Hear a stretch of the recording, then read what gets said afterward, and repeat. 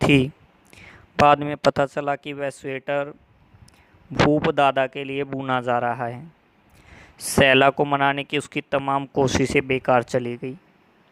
महीप इन दोनों की बातें सुनता जा रहा था, जैसे उनकी बातों में उसे भी आनंद मिल रहा था।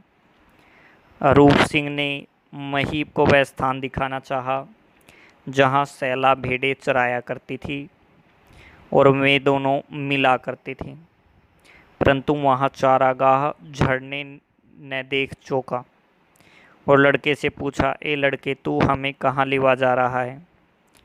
उसने जवाब दिया, माही, और बताया, पहाड़ के 10 में। वो सब कब का दब ढक गया साहब। शेखर महीप के बारे में कठोर रोजगार, खतरनाक रास्ते के बारे में सोच रहा था। उसने महीप से उसके बारे में कुछ पूछना चाहा, पर महीप ने खराब रास्ते का हवाला देकर बात करने से मना कर दिया और घोड़ों को पुचकारते निर्देश देते आगे बढ़ने लगा। थोड़ा आगे चलकर झरने पर महीप ने घोड़ों को पानी पिलाया और खुद भी पानी पीने लगा। घोड़ों को पानी पीता देख रूप ने शेखर को बताया कि किस तरह उसके पिता यहाँ ट्रेनिंग के लिए आए थे और रास्ता भटक गई। तब उसने ही चुस्ती दिखाते हुए पहाड़ पार कराया, जिससे मैं खुश होकर उसे भी अपने साथ मसूरी ले गए और वहीं उसने 11 साल बिता दिए।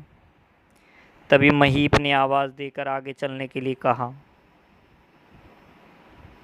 उसका गांव निकट आता जा रहा था और रूप सिंह को सूपिन नदी, जंगल, पीछे इमाम का ऊंचा पहाड़, अपना खेत, घर, बाबा, माँ, भूप दादा के अलावा केदार कांठा, दुर्योधन का मंदिर सब याद आता जा रहा था।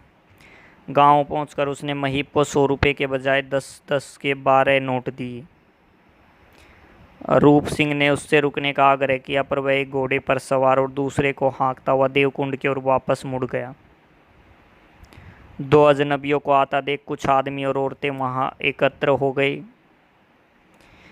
रूप सिंह ने आगे बढ़कर एक बूढ़े व्यक्ति से पूछा, करीब 11 साल पहले यहाँ राम सिंह रहते थे, जिनके 2 लड़के भूप सिंह और रूप सिंह थे तथा उनका घर हिमांग पहाड़ के नीचे था।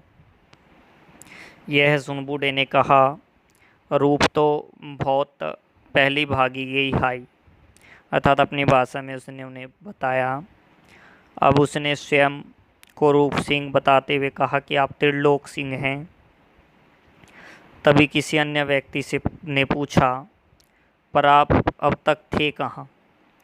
तब रूप सिंह ने पर्वतारोहण संस्थान में 4000 रुपये मासिक की आमदनी वाली नौकरी करने की बात उन्हें बताई।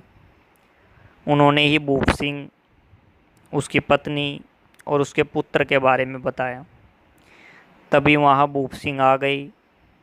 रूप सिंह ने आगे बढ़कर उनके चरण छुए और शेखर ने हाथ जोड़कर नमस्ते किया। भूप सिंह ने उनके बैग कंधे पर उठाए और उन्हें साथ लेकर घर की ओर चल पड़ा।